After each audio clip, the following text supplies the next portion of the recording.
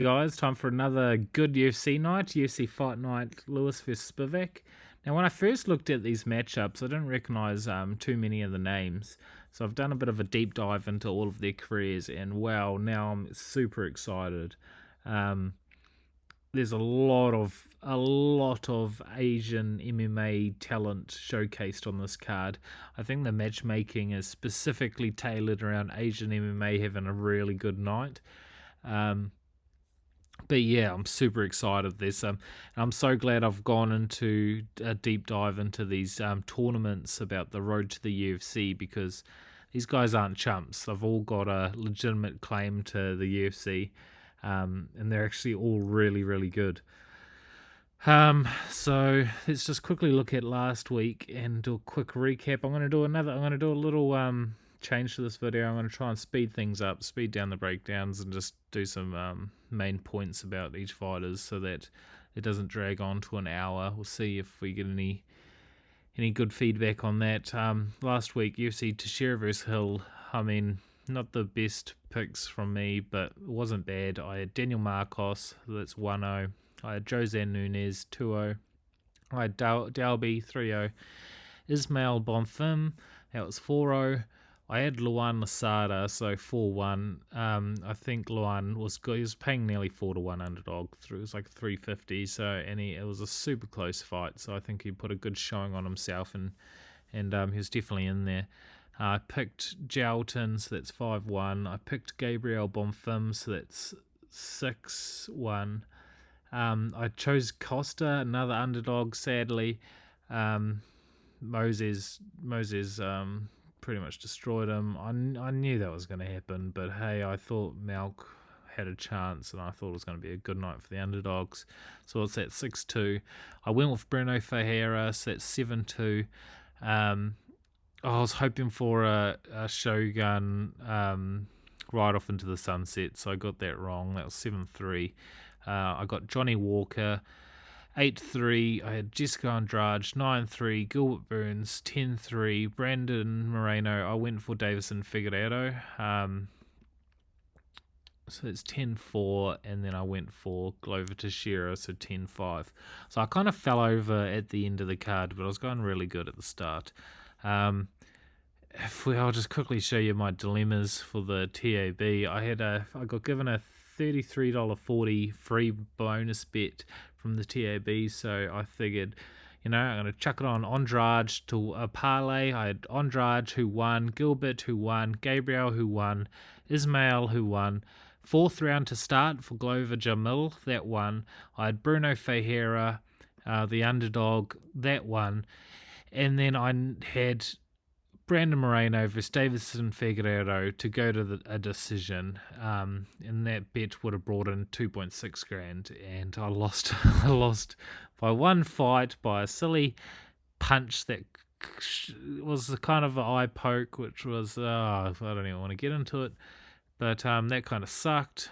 But hey, this week I'm due for a good multi parlay win. But yeah,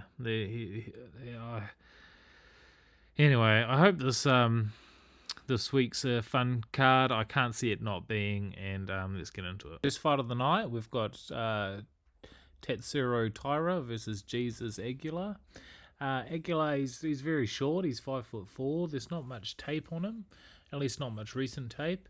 But from what I've seen, he has some pretty bad takedown defense. When he gets taken down, he struggles to get back up, and he doesn't do much off his back. Even when he does get a takedown himself, he just stalls the fight and doesn't really have any ground and pound. But he's got a pretty nasty guillotine if he's given the chance. Now, Taira, he's got good striking technique. He looks calm and composed.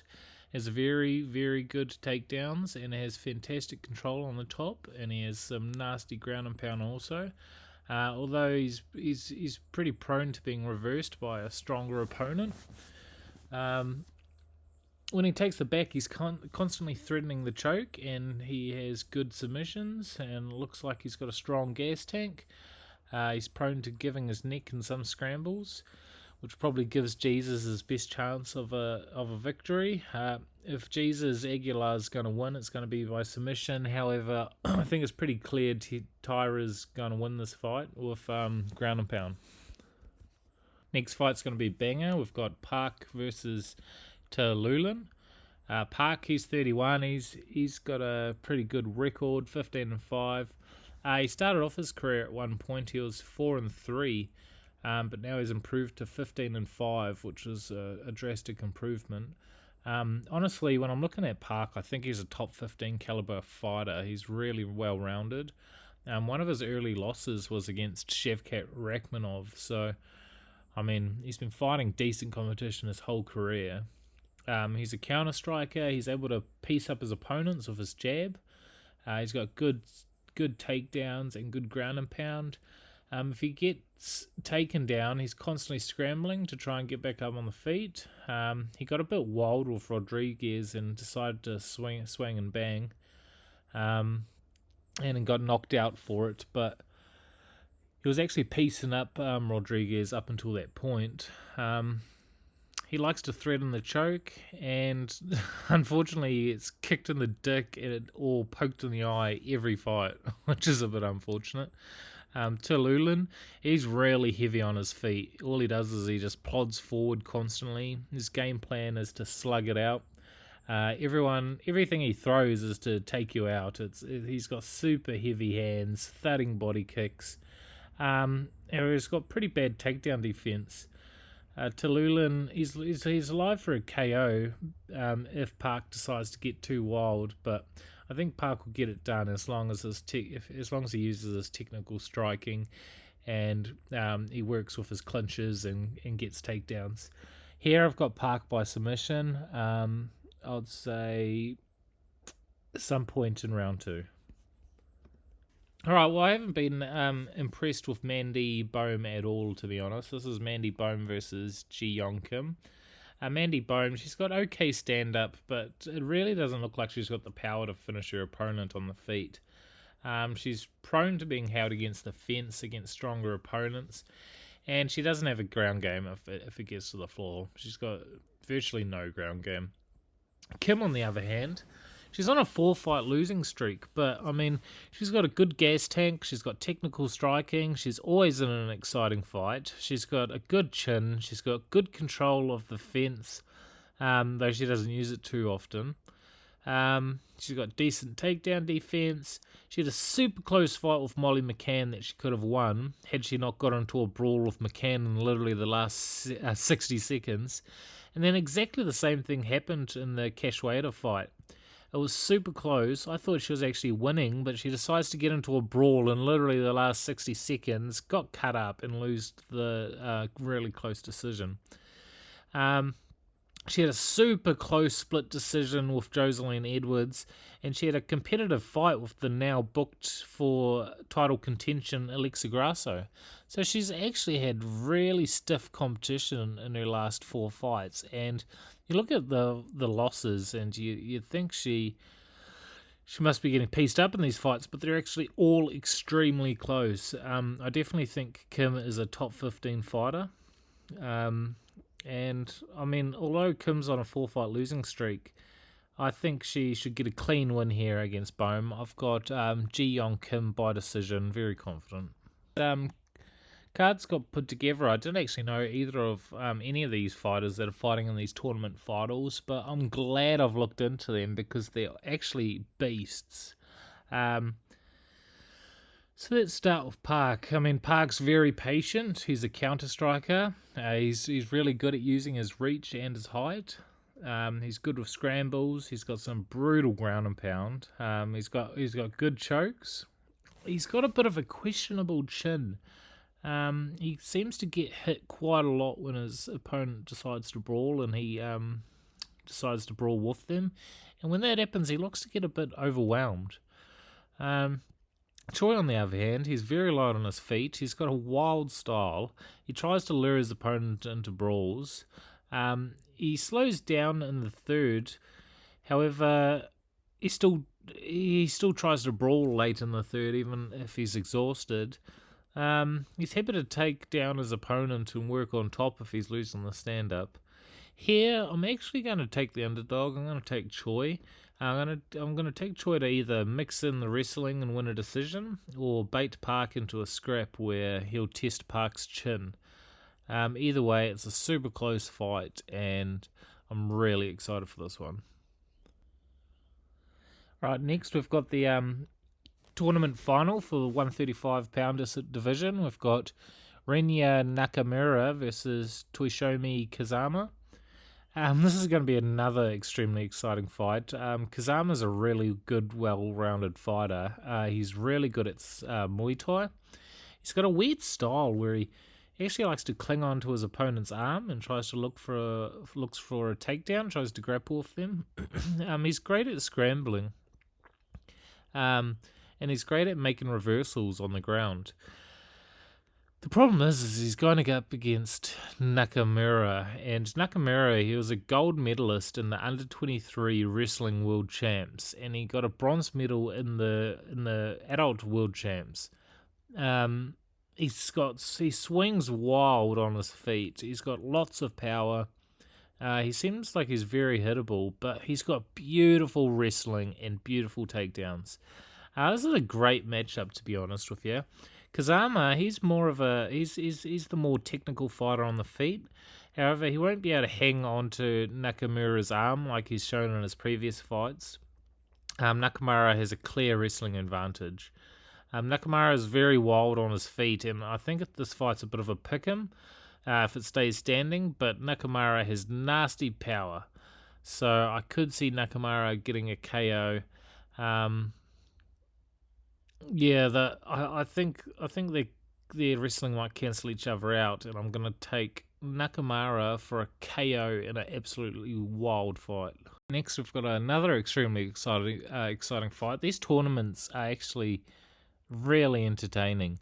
We've got Zha Yi, who's the number one featherweight in China. He's 26, and he's going up against Jeong Yeong Lee from South Korea, who's 9-1. He's 27. Let's start with Yi. I mean, Yi's got some real good striking, but he gets thrown around a bit by the bigger fighter by the looks of it. He's got some questionable scrambles on the ground. He's happy to ride out a decision or ride out a round on top. But to be honest with you, I thought he lost his last fight against Matsushima, but it was a very close fight, so you can't complain. It was a split decision. Yeah, I thought Yi lost that fight, but hey, you can't complain when it's such a close fight. I think. Yeah, if we go to Lee, he's got very fast, heavy strikes. He puts lots of pressure on early, and when he gets rocked, he bites down on the mouthpiece and swings. So that's a bit worrying. But he's got good cardio, and he looks very well rounded. I think Lee will put the pressure on in the first, possibly get a first round KO. But I wouldn't be surprised if Yi grapples the first round. However, I still have Lee coming back and getting the win, regardless. Here I'm going Yi, the moderate favourite. Now this is an exciting fight. We've got India versus Indonesia. We've got Anshul Jubli versus Jeka Saragih. And Jubli, he starts at a really fast pace. He's got heavy output. He leaves his chin up a bit, but he does move his head fast. He's got clean boxing. He's got a nice jab and a good use of his range. He peppers away at range constantly. He looks like he's a bit prone to a takedown. And it looks like there's a lot to be desired in his ground game. However, he's shown he's able to pop back to his feet if he gets taken down. And he just constantly plods forward. But yeah, he's a very good prospect. They're both 28. But if we look at Saragih, he's from Indonesia. He doesn't look like a killer, but he's a very well-rounded fighter. He's got long limbs. He's got nice Muay Thai. He's very fast. He's also really happy to bite down on the mouthpiece. But his sheer speed is what wins most of these exchanges. He's good at scrambles. He outworks them with his wrestling. He's got pretty brutal ground and pound, and he constantly looks for submissions. He's not afraid to grind them against the fence, and he's noticeably more tired in round 3. However, he still pulled off a stunning spinning backfist KO in the 3rd round in one of his fights, and he got an absolute brutal KO against Key. I think it was in the 1st round, was it? By a straight right. That was absolutely nasty. He was the underdog in both those fights, came back to win by knockout. And here I think he's a slight underdog again. This is a very fun fight on the feet. Jubli is very consistent. However, I think Saragih outworks him on the feet with more devastating shots. And if he needs, he'll take him down and control him on the ground. Jubli is very promising for Indian MMA, but he needs to work on his ground game a bit. Saragih only has 2 losses by submission, and I don't see Jubli having the ground game to pull a submission off here. I've definitely got Saragih as my pick. I'm really confident in this fight. It actually surprised me of these odds. I didn't think that these lines would be so close. But yeah, give me Saragih all day. Right, next we've got Yusaku Kinoshita versus Adam Fugitt. And you could really get in trouble saying that name wrong. Fugitt, he spams kicks constantly. He's got pretty nasty ground and pound. He's got knockout power, but not much technique, to be honest. He's 34. He's had a tough debut against undefeated fighter 14-0 Morales. He's shown he's not afraid to go for takedowns, but it's a bit unclear whether he's any good on the ground. On the other hand, we've got Kinoshita, who's got real good feints, nice leg kicks. He's got power in both his hands. He's shown that he can be both patient and walk his opponent down. He's shown he's susceptible to be taken down, though. He usually stands with his opponent. He usually stands the opponent up if it goes to the floor, which is a bit concerning. Makes you think he's not too confident with his ground game. However, he did knock his Conceding Series opponent down with a punch and then continued to put his lights out with some nasty ground and pound, so that kind of goes against it. But hey, he had pretty brutal KO in Ryzen versus Summer Ura, where he curb stomped him for the KO, which was a bit brutal to see. You can't see that in the UFC nowadays. Here I think Kinoshita is clearly the more well-rounded, powerful striker. I don't think Fugitt is actually UFC caliber. He's just had the best win streak of his career, so they let him in the UFC, and I don't think he's going to win a fight in the UFC. Fugitt's only chance is to wrestle, but even then I think he's got nothing for Kinoshita. I've got Kinoshita by KO in this fight. Dooho Choi versus Kyle Nelson. Now, the UFC giving Dooho Choi a massive favour with this fight. It's a great stylistic matchup for him, and I don't think Kyle Nelson's UFC caliber. This is the perfect tune-up fight for someone that has not fought in over 3 years, nearly 4, and has not won a fight in nearly 7 years. Korean Superboy, we all know who he is after his fight with Cub Swanson. That was literally, I think it was UFC 206, and I was thinking of not buying that pay-per-view, and I was like, nah, actually I'm going to buy it. And I just remember it being unbelievable. And Dooho Choi, Cub Swanson, fight of the year, UFC Hall of Fame fight. I'm glad I did, and that was one of those cards that made you realise you've just got to buy every pay-per-view because you don't know what's going to happen. So Dooho Choi, he's 2 out of his last 5. He's on a 3-fight losing skid. He hasn't won a fight in 7 years. He's a way better striker than Nelson, to be honest with you. And after getting finished in 2 of his last fights, he has had 3 years off to recover nearly 4 from the knockouts, so hopefully his chin's recouped a bit. He's going to have a lot of ring rust, which is a factor to consider. and we haven't seen him in just so long. So, but I mean, everything's in his favor here. I think this is tailor-made showcase for Choi for him to get a win. However, he needs to have been he needs to have been working on his takedown defense, because Nelson's going to be looking to drag this down to the mat. I think Choi starts a bit slow, but then ends up KOing Nelson at the end of round 1.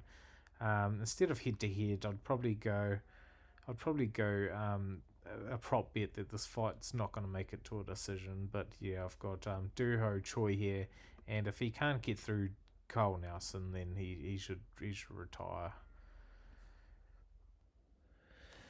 Right, next we've got Marcin Tybura versus Blagoy Ivanov. I don't think there's much to say about Blagoy Ivanov. I think he's famous for having a big stab wound in the middle of his chest, but besides that, he fights pretty slow. He's got slow punches. He holds people up against the fence. But yeah, he's just I feel like he's just too slow. He's not got enough power, and he's just been barely winning and losing these fights. It doesn't look like he does much at all, to be honest with you. Then we've got Marcin Tybura. I mean, he's gradually been improving the last few years. He goes for takedowns. He has some decent control on top. He was pretty helpless on the ground under Romanov, but I don't see Blagoy being able to do what Romanov was able to do. No way. Yeah, his last win was coming a big one off Romanov, who was 16-0 at the time and a big favourite. And then before that, he fought Alexander Volkov, and I thought it was actually a super close fight. It could have been a split decision towards Tybura, to be honest with you. And yeah, he's just been looking like the better, more well-rounded fighter at this point in their career. He just keeps improving. Here, I'm going to go with Tybura. Pretty confident that it won't get finished. It'll go 15 minutes. Tybura by decision. In event, we got Da Jung versus Devin Clark. Da Jung is 3 wins in his last 5, and Devin Clark is 2 wins in his last 5. So Jung, he's got nice striking from range. He's got a deadly jab. He's got good cardio in the third, but he does get hit quite a lot when his opponents rush in. He's got a bit of a wild. He got a bit wild with Jacoby, and he tried to turn it into a brawl, but it backfired, and he got knocked out in the first round. He didn't really get knocked out cold. He just got dropped, and the ref stopped it. He got straight back to his feet and didn't really wobble like you do once you probably get knocked out, but hey, it still got closed. He looked like he went. Well, he didn't go to. Yeah, I mean he looked like he went out for a second while he was going down, but he woke up as soon as he hit the ground. So I'm not too sure. Clark.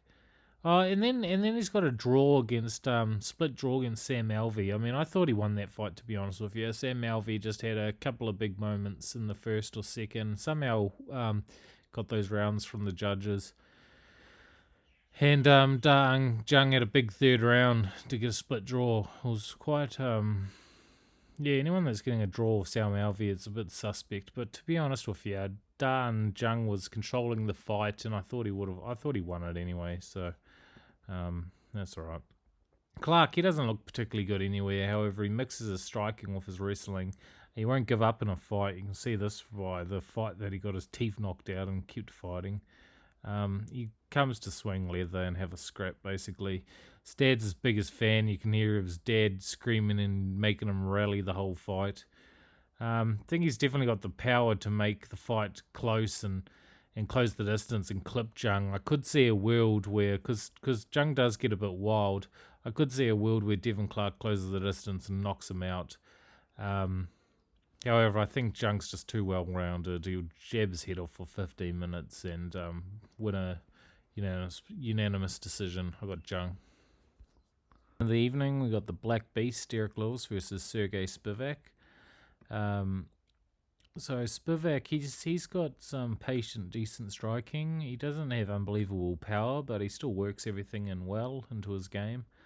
I think back to him losing a couple of fights, but then I realised he's been fighting in the UFC since he was like 23, where he was basically still a kid when you compare it to the ages of the heavyweight division. So of course he's going to get a couple of losses if he's fighting in the UFC heavyweight division at 23. He's got nice chokes and he's got some pretty ruthless ground and pound. I don't think he's quite hit his prime yet, but he's getting close and he's been looking better and better lately. On the other hand, Derek Lewis has burnt me a few times on bets. He either pulls out of the fight of fight week or fight day, or he does nothing in the fight and then blames it on his back. He's been getting into brawls in his last couple of fights and he's been getting knocked out because of it, so it makes you think that his chin has depleted and he can't take a shot as much as he used to. He's 37 and he's got so many health problems. He's just a bit too unreliable. He's got mega power, but he stands really stiff, and I think Spivac's going to be able to avoid his power shots. Here, I think it's pretty clear he's going to win. I think Spivac is going to take Lewis down and more than likely choke him out. I think it's possible Derek Lewis retires after this fight. But yeah, give me Sergey Spivac by submission in the first round. So let's make a bit of a nice parlay for this upcoming card. We've got, I think, Saragih is a bit of a lock. He's the underdog against Jubli. I think Saragih is a beast and he'll get this fight done. Jeong Yeong Lee, I think he's going to beat Zha Yi. I think Jeong Kim is going to definitely beat Mandy Bohm. I think Seung Choi is as an underdog, a decent underdog, $2.60, is going to pull off the upset against Hyun Sung Park. I think Rinya Nakamura is definitely going to be beating Kazama. I think Kazama is really good, but since he's a bit of a wrestler, I think he's going to get out wrestled by far against Nakamura. We got Yusaku Kinoshita versus Adam Fugitt. I don't think Fugitt is UFC caliber, to be honest with you. And I mean, if you wanted to chuck a couple of other things on here, you could do Derek Lewis, Sergey Spivac. That's not going to a decision. I mean, how's Lewis going to survive a 5-round fight with his back? That's not going to happen. Let's have a look.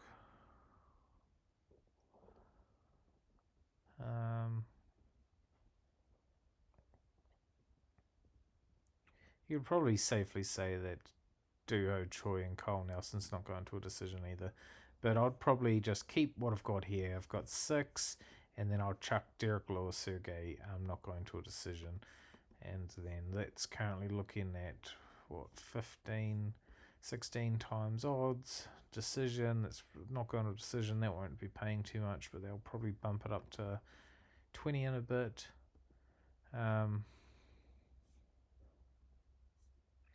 And if you wanted to chuck in something else, I'd probably maybe say a Marcin Tybura. What would that bring it to? 23.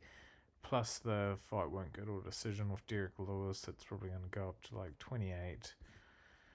$50 times 30. What would that be? So yeah, bringing in some decent money here. Pretty confident with all those bets. There is an underdog or two in here, Seri and Choi, but not a bad parlay, I think. All right, good luck with everyone's bets, and I'll catch you next UFC.